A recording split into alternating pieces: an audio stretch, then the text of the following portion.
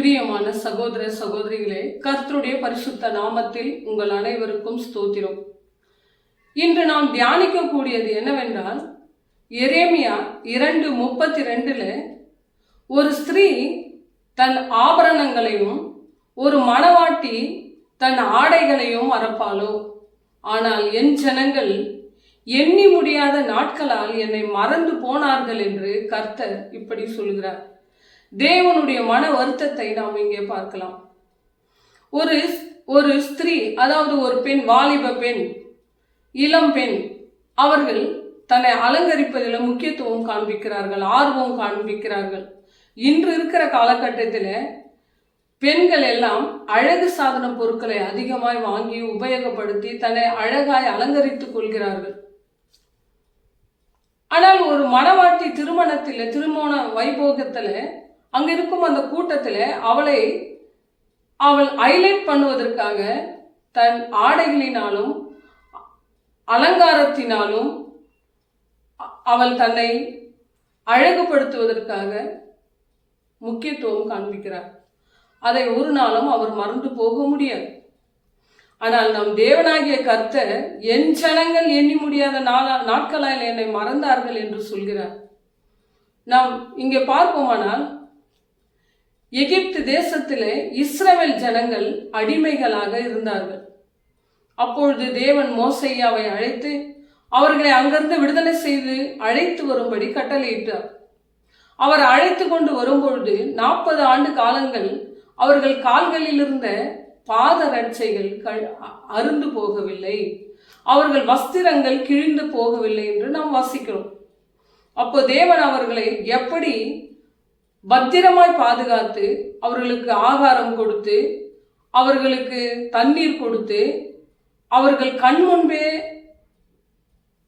எண்ணி முடியாத அதிசய அற்புதங்களை செய்து செங்கடலை இரண்டாக பிளந்து அதில் கட்டாந்தரையில் நடக்க செய்து அவர்கள் முன்பே தேவன் செய்த அற்புதங்கள் ஏராளம் இருந்த பொழுதிலும் ஜனங்கள் அதை உணர்வற்றவர்களாய், மறந்தவர்களாய், அதை புரிந்து கொள்ள தெரியாதவர்களாய் தன் இருதயத்தை கடினப்படுத்தி கொண்டு வந்தார்கள்.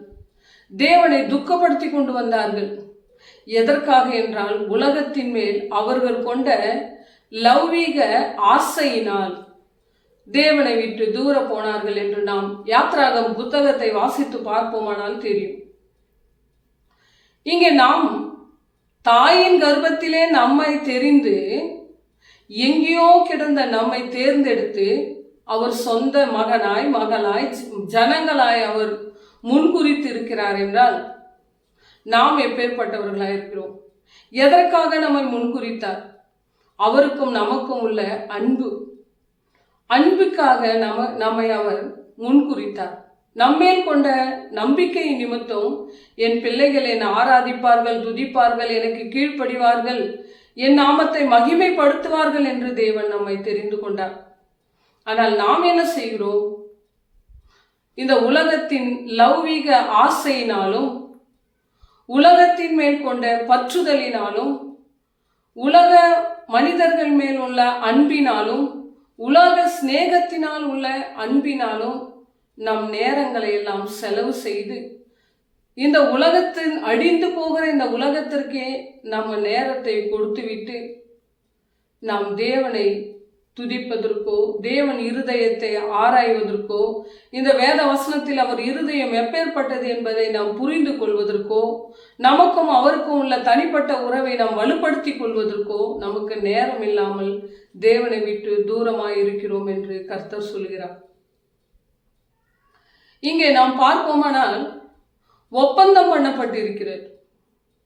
ஒரு திருமணம் என்பது ஒரு மணவாளனும் ஒரு மணவாட்டிக்கும் அவர்கள் கடைசி வரையில அன்பிலே நிலை நிற்கும்படி, ஒருவரை புரிந்து கொள்ளும்படி, விட்டு கொடுக்கும்படி திருமண பந்தம் இங்கே உருவாக்கப்படுகிறது. ஆனால் கர்த்தருக்கும் நமக்கும் உருவாக்கப்பட்டது உடன்படிக்கை.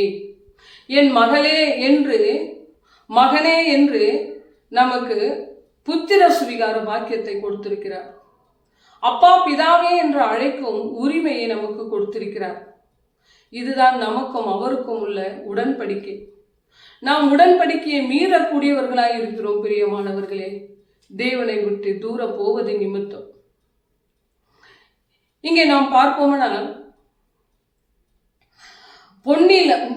தலையை பின்னி பொன்னிலான ஆபரணங்களினாலும் உயர்ந்த விலை மதிப்பான வஸ்திரத்தினாலும் உங்களை அலங்கரித்து கொண்டு வெளி தோற்றத்தினால் மற்றவர்கள் உங்களை கண்டு மெச்சிக்கொள்ளும் வண்ணமாய் இருப்பது அலங்காரம் அல்ல.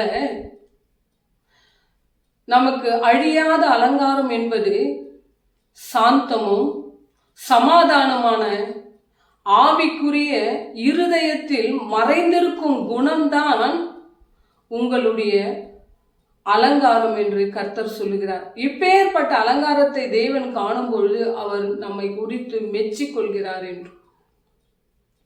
பிரியமானவர்களே, நாம் இங்கு சங்கீதம் 29:2 சங்கீதம் 96:9 நாம் பார்க்கிறோம், பரிசுத்த அலங்காரத்துடன் தேவனை தொழுது கொள்ளுங்கள் என்று.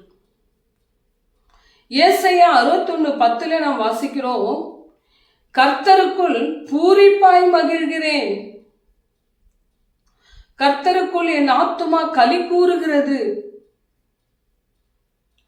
மணவாளன் தன் ஆபரணங்களால் தன்னை அலங்கரித்துக் கொள்வதை போலவும் மணவாட்டி தன் நகைகளால் தன்னை சிங்காரித்துக் கொள்வதை போலவும் ஒப்பாக நீங்கள் ரட்சிப்பின் வஸ்திரத்தையும் நீதியின் சால்வையும் உடுத்தி கொள்ள வேண்டும் என்று இங்கே சொல்லப்படுகிறது. அப்ப பரிசுத்த அலங்காரம் என்றால் என்ன, ஆவிக்குரிய அலங்காரம் என்றால் என்ன என்று நாம் பார்ப்போம். ஆவிக்குரிய அலங்காரம் என்பது தேவனுக்கும் நமக்கும் உள்ள உண்மையான அன்பு, தேவனுக்கும் நமக்கும் உள்ள உண்மையான உறவு, தேவன் நமக்கு கொடுத்திருக்க ரட்சிப்பின் வஸ்திரம், தேவன் நமக்கு கொடுத்திருக்கிற நீதியின் போர்வை, தேவன் நமக்கு கொடுத்திருக்கிற அலங்காரம் என்பது பரிசுத்தம். பரிசுத்தம் தான் நம்முடைய அலங்காரம். இந்த பரிசுத்த அலங்காரம் தான் நம்முடைய அழகு.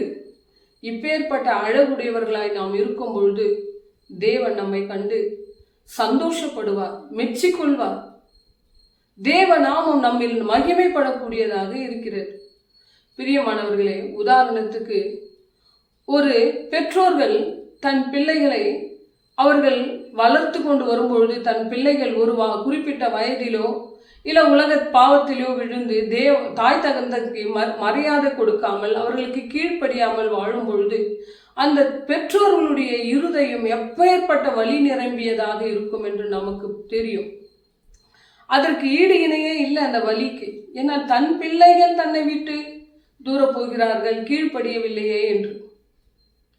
அது ஒரு பயங்கர மரண வேதனையா இருக்கும், தூக்கம் கூட வராது. அப்பேற்பட்ட வலி நிறைந்ததுதான் இந்த பிள்ளைகள் கீழ்ப்படியாமல் போகிறது.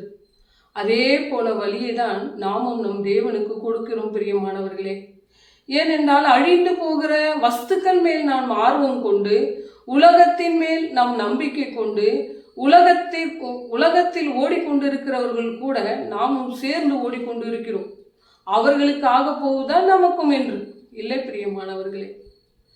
நம் தேவன் நம்மை அழைத்தது உண்மை, நம்மேல் அவர் வைத்த நம்பிக்கை உண்மை, நமக்கும் அவருக்கும் உள்ள உறவு உண்மையா இருக்கும்படி நாம் கடைசி வரையில நாம் தேவனுக்குள் தரித்திருக்க வேண்டும். தேவன் நம்மை பார்த்து எண்ணி முடியாத நாட்களால் என்னை மறந்து போனீர்களே என்று வருத்தத்துடன் சொல்லக்கூடிய பாத்திரமாய் நாம் ஜீவிக்க கூடாது. நமக்கு அவர் தன் ஜீவனையே கொடுத்திருக்கிறார். ஆனால் நாம் அதை மறந்து போகிறோம். நாம் எங்கெல்லாம் மறந்தோமோ, தேவ வசனத்தை வாசிக்காமல், தேவனை தியானிக்காமல், அவர் இருதயத்தை புரியாமல், ஜெபிக்காமல், ஆலயத்திற்கு சரியாய் செல்லாமல் நாம் இந்த உலகத்தில் நம்மை ஈடுபடுத்தி கொண்டு இருப்போமானால் அவைகளை விட்டு நாம் மீண்டும் திரும்பி நம் தேவனிடத்தில் சேர கடவும். பிரியமானவர்களே, கர்த்தர் தான் இந்த வார்த்தைகளை ஆசீர்வதிப்பாராக. பிதாவாகிய தேவனாலும் கர்த்தராகிய இயேசு கிறிஸ்துவினாலும் உங்களுக்கு கிருபையும் சமாதானமும் என்றென்றும் உண்டாவதாக. ஆமேன்.